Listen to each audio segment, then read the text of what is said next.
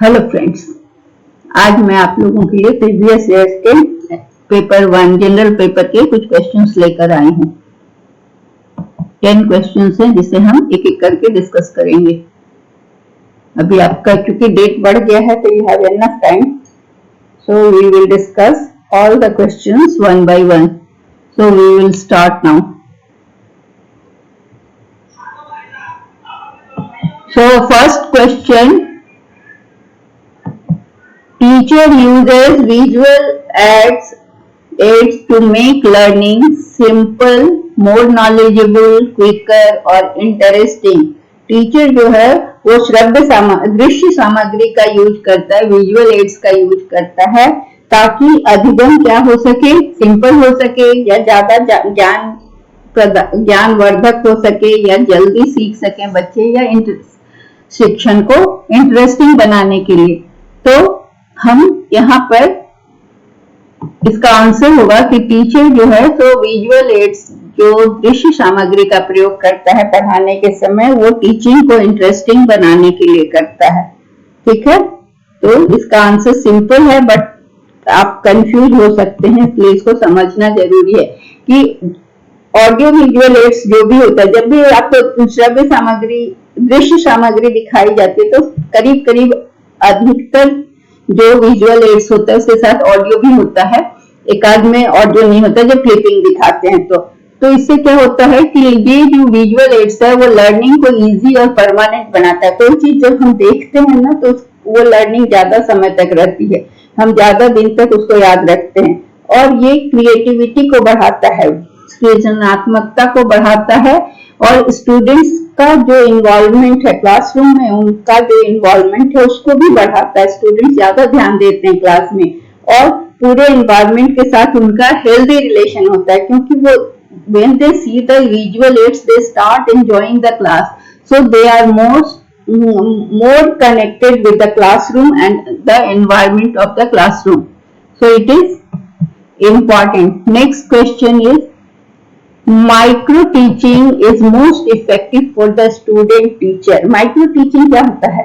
Micro teaching एक scale down teaching है, जिसमें क्या होता है कि टीचिंग की प्रैक्टिस कराई जाती है स्टूडेंट्स को। जब वो ट्रेनिंग के लिए जाते हैं, इंटर्नशिप के लिए जब जाते हैं स्कूल में बच्चों को पढ़ाने के लिए, तो उसके पहले उन्हें माइक्रो टीचिंग के जरिए जो भी टीचिंग स्किल है उसका प्रैक्टिस कराया जाता है। तो उसके लिए स्केल डाउन मतलब छोटे से लेवल पर एक एक स्किल के लिए उनको लेसन प्लान बना के एक एक स्किल का बनाना पड़ता है, प्लान करके, और उसको प्रेजेंट करना पड़ता है, ताकि वो जब फाइनल क्लासरूम में जब पहुंचे तो उनका सारे स्किल पे कमांड हो सके। तो ये माइक्रो टीचिंग जो है वो पहले ड्यूरिंग प्रैक्टिस टीचिंग नहीं होता, ना लेटर होता, आफ्टर भी नहीं होता, प्रैक्टिस टीचिंग के बाद होता है, ऐसी बात नहीं है। ये जस्ट प्रैक्टिस टीचिंग के पहले होता है। तो बच्चे उसमें क्या होता है कि जो पीपल टीचर होता है उसको सारी चीजें प्रैक्टिस करा दी जाती है कि कौन इंट्रोडक्शन स्किल कैसे हुआ, कैसे वो लेसन को इंट्रोड्यूस करेगा, कैसे वो क्वेश्चनिंग करेगा, कैसे वो एक्सप्लेन करेगा, कैसे इलस्ट्रेशंस देगा, कैसे वो अपने हाव भाव में स्टिमुलस वेरिएशन करेगा, कैसे वो रीइंफोर्समेंट करेगा, कैसे क्लास में बच्चों को जाके एनकरेज करेगा। ये सारी चीजों की ट्रेनिंग दी जाती है। तो ये स्टूडेंट टीचर के लिए बहुत ही इफेक्टिव है, और ये प्रैक्टिस टीचिंग में जाने के पहले ये कराया जाता है। तो इसका आंसर हुआ before the practice teaching. Micro teaching organised practice teaching. Micro teaching क्या है कि आप जब प्रैक्टिस टीचिंग के पहले जा रहे हैं तो आपको सिखाया जा रहा है। इसमें क्या है कि इंस्ट्रक्टर्स जो भी आप जाएंगे सीधे आप क्लासरूम में नहीं पहुंचेंगे, बल्कि उसके पहले आपकी प्रैक्टिस की हुई रहेगी। आप अपने साथी या पीयर ग्रुप के साथ इसकी प्रैक्टिस करेंगे, और उससे क्या है कि जहां पर आपकी गलतियां होंगी वहां आपको फीडबैक देकर जो आपके सुपरवाइजर होंगे और आपके जो पीयर ग्रुप के लोग होंगे वो आपको बताकर आपकी कमियों को ठीक करेंगे, ताकि वो आप कॉन्फिडेंट होकर क्लास में जाएं, ओरिजिनल क्लास में जब जाएं तो आपका कॉन्फिडेंस पूरा हो और आप अच्छे से क्लास ले सकें। तीसरा है, to test null hypothesis a researcher uses T test, ANOVA, chi-square test, और फैक्टोरियल एनालिसिस। तो नल हाइपोथेसिस को टेस्ट करने के लिए कौन सा रिसर्चर यूज करता है, कौन सा टेस्ट यूज करता है, इसको हम आगे डिस्कस करेंगे। पहले इसका आंसर है टी टेस्ट नहीं यूज करता है, टी टेस्ट में नल हाइपोथेसिस नहीं होता है। तो रिसर्चर क्या यूज करता है, अनोवा। ठीक है, तो इसका आंसर है अनोवा। अब हम इसका डिस्कशन देखते हैं, डिस्कस कर लेते हैं इसको, ताकि इसको समझने में आसानी हो। तो एनालिसिस, अनोवा क्या है, अनोवा को हम कहते हैं analysis of variance.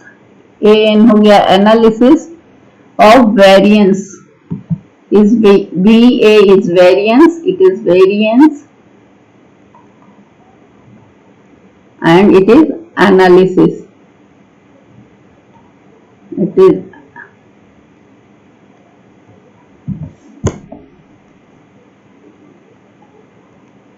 Analysis of variance. ठीक है, ये क्या है, ये स्टैटिस्टिकल मॉडल का कलेक्शन है जो कि बहुत किसमें डिफरेंस बताता है। ये यूज कब होता है, तो ये एनालाइज करने में यूज जब ग्रुप मीन्स में डिफरेंस होता है और उनमें जो वेरिएशन होता है, जो और उनके वेरिएशन का जो प्रोसीडियर होता है, इसको जानने के लिए अनोवा का यूज होता है। ये किसके द्वारा डेवलप किया गया था, तो रोनाल्ड फिशर के द्वारा, जो कि क्या थे, इवोल्यूशनरी बायोलॉजिस्ट थे और स्टैटिस्टिशियन भी थे। अनोवा सेटिंग में क्या होता है कि observe variance in a particular variable is partitioned into two components attributed to different source of variation। इसमें अलग अलग सोर्स ऑफ वेरिएशन होता है, वो पार्टीशन हो जाता है कंपोनेंट्स में, और हर कंपोनेंट्स का सोर्स जो होता है वेरिएशन का अलग होता है।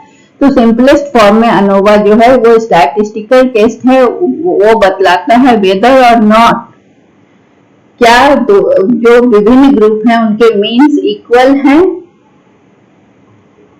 And therefore generalizes the t-test to more than two groups। अगर वो सिमिलर हैं या सेवरल इक्वल हैं तो क्या होगा कि वो टी टेस्ट को जनरलाइज करता है। अनोवा किस लिए यूजफुल है, टेस्ट करने के लिए जब तीन या ज्यादा मीन्स होते हैं, जब तीन या तीन से ज्यादा मीन्स होते हैं, ग्रुप ऑफ वेरिएबल्स होता है, तो स्टैटिस्टिकल सिग्निफिकेंस के लिए अनोवा टेस्ट का यूज होता है। It is conceptually similar to multiple two sample T test. जब दो सैंपल का टी टेस्ट लेते हैं तो उसी तरह का है ये, लेकिन ये ग्रुप ऑफ ज्यादा ग्रुप होता है तब इसका यूज करते हैं, और ये लेस कंजर्वेटिव होता है और in result in less type 1 error. इसमें टाइप 1 एरर कम होता है। It is therefore suited to wide range of practical problems.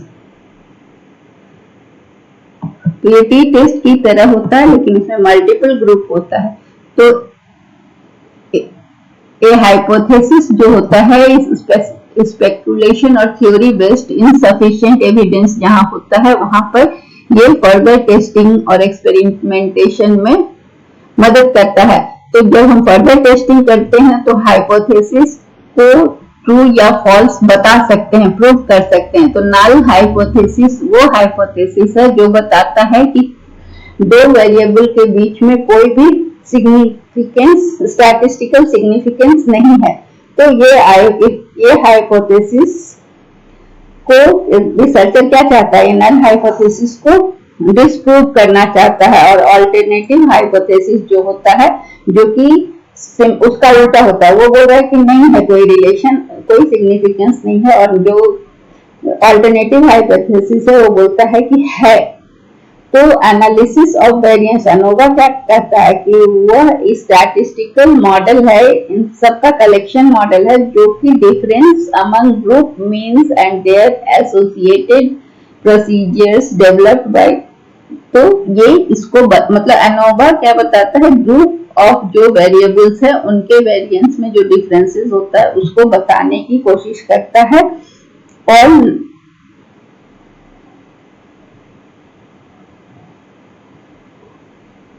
Null hypothesis कहता है कि नहीं है सिग्निफिकेंस, और उसका अल्टरनेटिव हाइपोथेसिस कहता है कि है। तो ये इस तरह का अनोवा इस तरह का स्टैटिस्टिकल मेजर्स को यूज करके टाइप 1 और नल हाइपोथेसिस और अल्टरनेटिव हाइपोथेसिस को प्रूफ या डिसअप्रूव करता है। Adjusting the photo for publication by cutting is technically known as. Photo को जब हम पब्लिकेशन के लिए कट करते हैं, जैसे आप अपने मोबाइल में भी फोटो को क्या करते हैं कि छोटा करते हैं, बड़ा करते हैं, ताकि आप उसको कहीं भी पब्लिकेशन के लिए दे सकते हैं। तो इसका टेक्निकल टर्म क्या है, क्या इस टर्म यूज किया जाता है? तो photo cutting, photo bleeding, photo cropping और फोटो एडजस्टमेंट। तो हम इसको क्या कहते हैं? फोटो क्रॉपिंग, क्योंकि हम क्रॉप करते हैं ना, तो इसका आंसर होगा फोटो क्रॉपिंग। जब भी हम फोटो किसी चीज को भेजना चाहते हैं तो उसको हम क्रॉप करते हैं, छोटा बड़ा जैसा भी करना होता है क्रॉप करके भेजते हैं, तो इसे हम फोटो क्रॉपिंग करते हैं। फोटो क्रॉपिंग क्या है? Removal of the outer parts of image, और उसका फ्रेमिंग को इम्प्रूव करते हैं, सब्जेक्ट मैटर को ज्यादा प्रोमिनेंट करते हैं।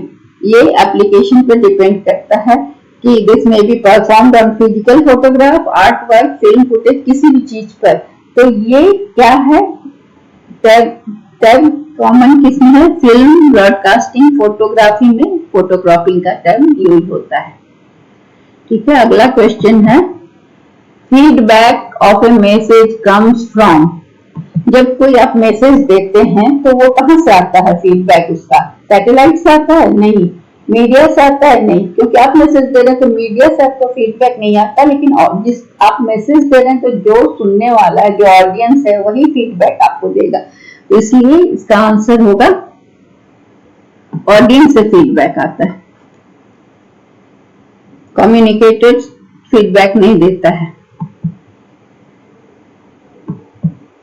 Feedback is your audience response. जो सुनेगा वही ना फीडबैक देगा। It enables you to evaluate the effectiveness of your message. आपको फीडबैक से आपके मैसेज का जो इफेक्टिवनेस है वो पता चलता है। अगर आपके ऑडियंस को समझ ही नहीं आया कि आपने क्या कहा, you can tell by the response and then refine the message. तो आपको जो फीडबैक मिला उसको सुनकर फिर आप अपने मैसेज को रिफाइन कर सकते हैं। तो रिसीवर्स क्या है? रिसीवर्स जिसको आपने मैसेज दिया वो केवल सुन के और बिना ध्यान दिए नहीं रहता, वो मैसेज को रिसीव करता है, फिर रिस्पॉन्ड करता है। तो ये रिस्पॉन्ड जो हुआ, रिसीवर ने जो रिस्पॉन्ड किया, आपने मान लीजिए पूरे क्लास को कुछ बताया तो क्लास के बच्चों ने जो रिस्पॉन्ड किया, that is known as feedback.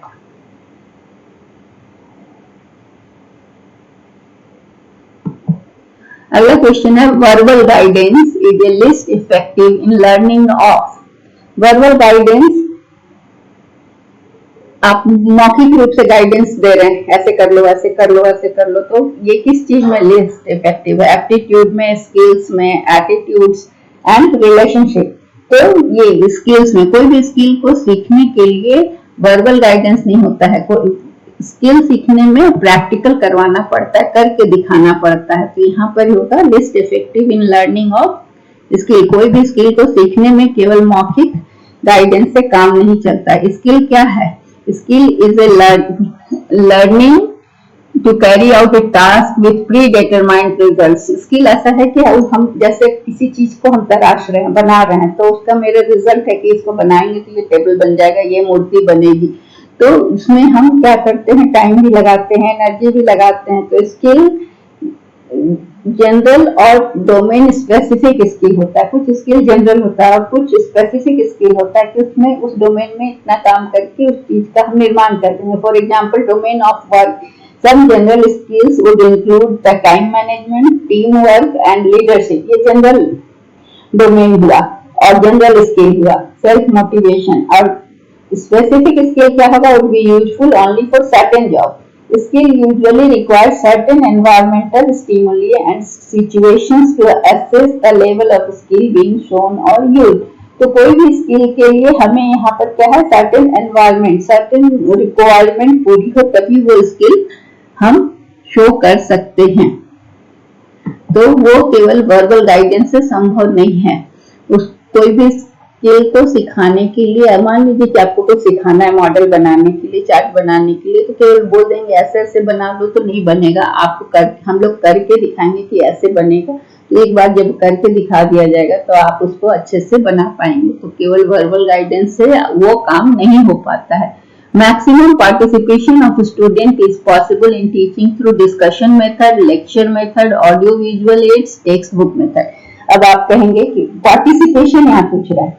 Lecture method में क्या होता है, टीचर बोलता है, बच्चे पैसिव रहते हैं, एक्टिव केवल टीचर होता है, तो बच्चों का पार्टिसिपेशन, स्टूडेंट्स का पार्टिसिपेशन नहीं हुआ। ऑडियो विजुअल एड्स में भी स्टूडेंट का पार्टिसिपेशन नहीं हुआ, टीचर ने ऑडियो विजुअल एड दिखाया, बच्चों ने देखा। एंड टेक्स्ट बुक मेथड में भी किताब पढ़ के अब टीचर पढ़ा रहे हैं तो फिर बच्चे तो इसमें इन्वॉल्व नहीं हो रहे। It is only discussion method जिसमें कि बच्चे इन्वॉल्व होते हैं, वो अपने व्यूज देते हैं अपने, तो उनका पार्टिसिपेशन मैक्सिमम होता है। तो इसलिए इसका आंसर होगा डिस्कशन मेथड।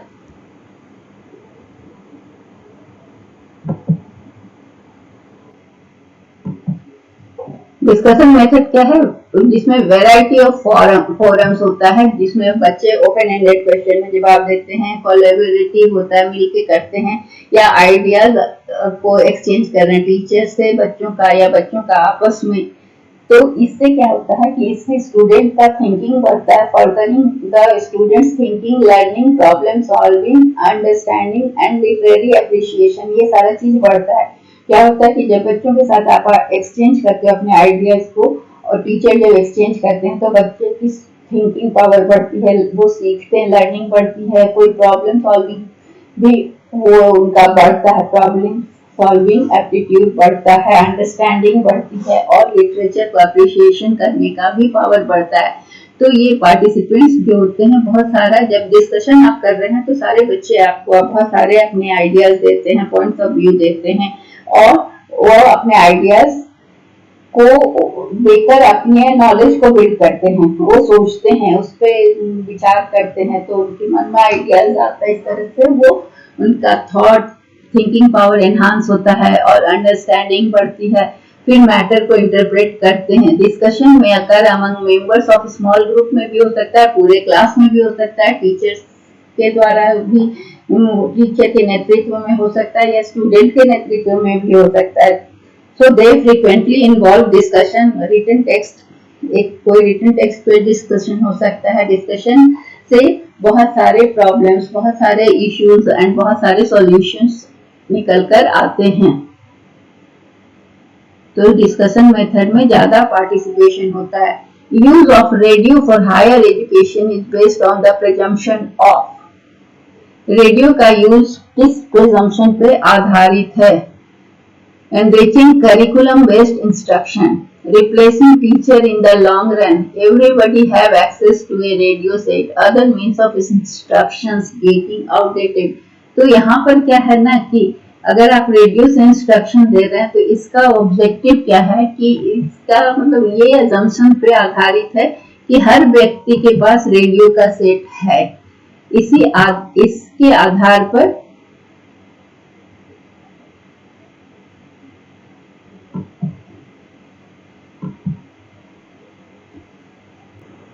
ये काम होता है कि हर किसी के पास रेडियो सेट होगा, ये मान्यता के आधार पर रेडियो को हायर एजुकेशन में यूज करने की बात कही जाती है। Interpersonal communication, some argue that this definition is too narrow, but to some extent ये आगे क्वेश्चन का डिस्कशन आ गया। चलिए हम लोग आगे देखते हैं।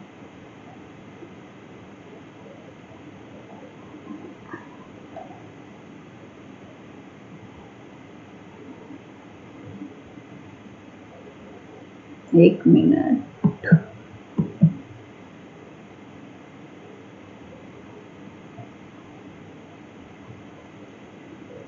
ये question I think it should be avoided, there is some confusion, so I am cutting this question. Okay, let us shift to the next question. Numbering का प्रॉब्लम हो गया है। अब यहाँ पर हम लोग इसको क्वेश्चन नंबर 8 इसको, first Indian satellite for serving the educational sector is known as sat edu, INSAT B, EDUSAT और INSAT C. It was EDUSAT. ठीक है, एडूसैट पहला सैटेलाइट बेस्ड सैटेलाइट था जो कि एजुकेशनल सेक्टर के लिए था। GSAT-3 को भी एडुसेट कहा जाता है। GSAT-3 या एडुसेट दोनों एक ही चीज है, इसको हम लोग एक ही, चाहे या तो GSAT-3 बोलें, उसका नया नाम एडुसेट हो गया। ये कम्युनिकेशन सैटेलाइट है जो कि 20 सितंबर 2004 को Indian space research organisation ISRO के द्वारा लॉन्च किया गया था। एडुसेट क्या है? ये पहला इंडियन सैटेलाइट है जो कि एजुकेशनल सेक्टर को सर्व करने के लिए बना है। यहाँ पर सर्व द एजुकेशनल सेक्टर के लिए बना है। इसका मेन इंटेंशन क्या है कि interactive satellite based education system country के लिए बनाया जाए, इस उद्देश्य से ये बनाया गया है। फिर क्वेश्चन नंबर 9,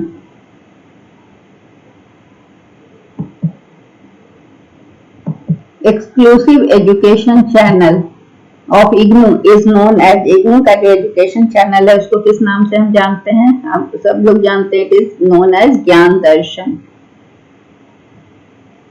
इसके बारे में डिटेल भी जान लेंगे, लेकिन ये इग्नू का जो एजुकेशन चैनल है दैट इज नोन एज ज्ञान दर्शन।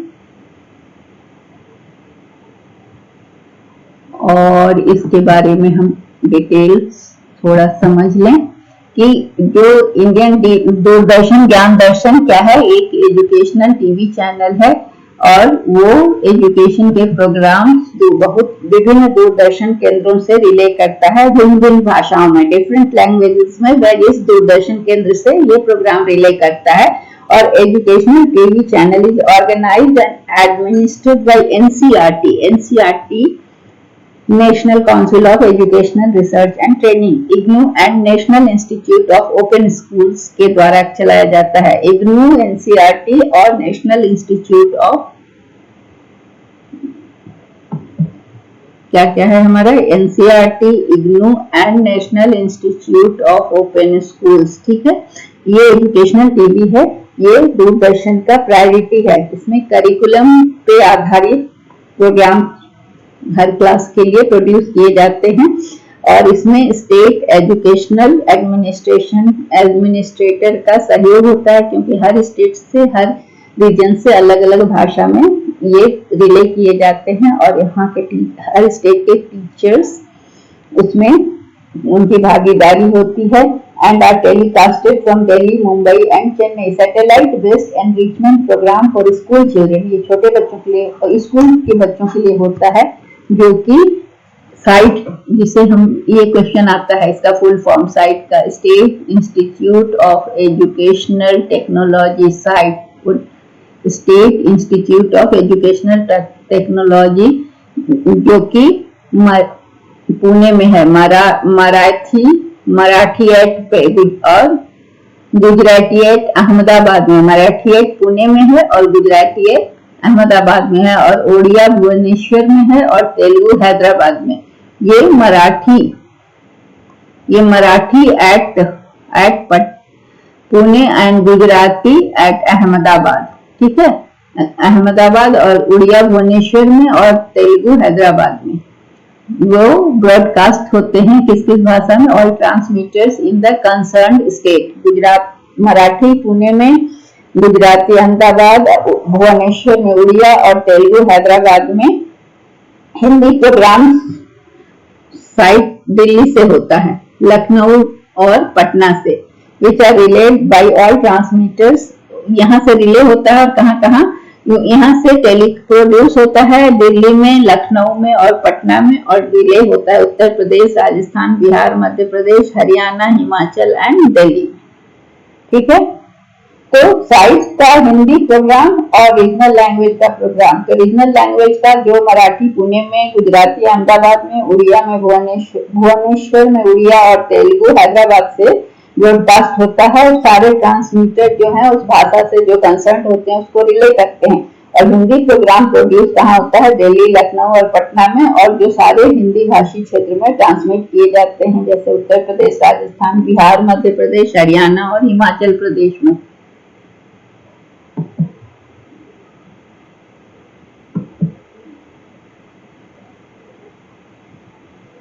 Next, and the last question is the vocational aim of vocationalization of education is शिक्षा का व्यवसायीकरण का उद्देश्य क्या है? Preparing students for a vocation along with knowledge, to converting liberal education into vocational education, giving more importance to vocational than general education, making liberal education job oriented. नहीं, vocationalization जो शिक्षा का व्यवसायीकरण का उद्देश्य क्या है, एम है कि preparing a student for vocation along with knowledge, केवल वोकेशन के लिए नहीं तैयार करना है, ज्ञान के साथ साथ व्यवसाय के लिए भी उसको तैयार करना है। शिक्षा के बाद वो अपनी जीविका प्राप्त कर सके, इसके लिए उसे तैयार करना है।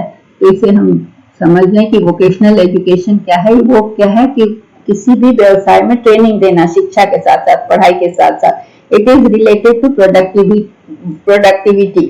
Vocational education prepares individuals for jobs. It has adequate employment potentialities. ऐसा vocation सिखाया जाता है, ऐसे ट्रेनिंग दी जाती है इससे पढ़ाई के साथ साथ, ताकि उसे नौकरी या एम्प्लॉयमेंट रोजगार मिल सके। It helps broadening of horizon.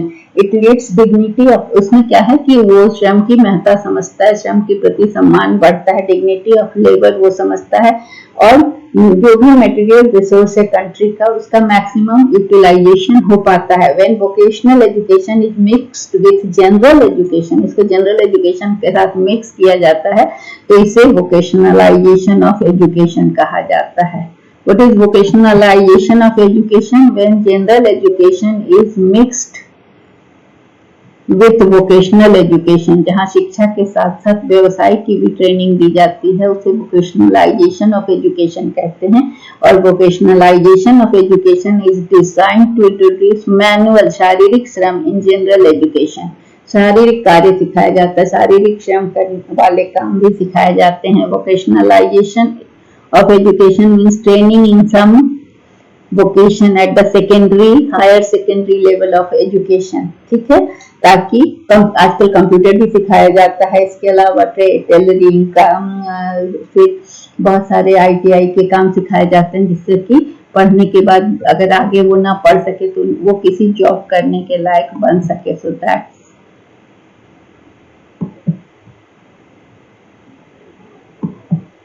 that's all for today. Thank you. Good night.